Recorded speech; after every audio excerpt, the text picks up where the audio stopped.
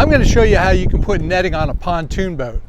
Now, why might you want to do that? Maybe you want a little bit of sun protection. As you'll see in a moment, maybe you want a little bit of privacy. Or maybe you want to sleep out here at night and not get eaten alive by bugs. So I brought two nets along. I've got a black one and I've got a white one. And I'm going to show you how you can rig this with just a handful of corks and some 1/4-inch polypropylene rope that I got from the Home Depot.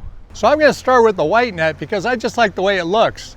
This is a 20 by 30 foot net. We've seamed two panels together, but the edges are raw. They won't unravel. It's a super high quality durable net. It's completely washable. And the way that we're going to do most of the rigging on this is I'm going to take a cork somewhere in the middle of the net, tie a slip knot around that cork, and that's a way to pull on fabric without stressing it out. I'm probably going to do this whole project with just about 4 corks. Thank you, Dad, for the introduction, but I'll take it from here. The matter of draping this over the pontoon boat is really simple since there are a minimal number of anchor points, so instead of talking about it, I'm just going to answer a question that we've gotten a lot in the last couple of months. How well does this curtain hold up to wind? And you know what? That's a fair question. Given every other quality of this curtain, that it's elegant, lightweight, durable, machine washable, you would expect that at least it would go everywhere when the wind comes around. But no, it's as surprising to us as it is to you. The wind isn't a drawback either. In fact, for this project in particular, because of our use of the boat cleats as well as the shape of the pontoon boat, this stands up pretty well to crosswind.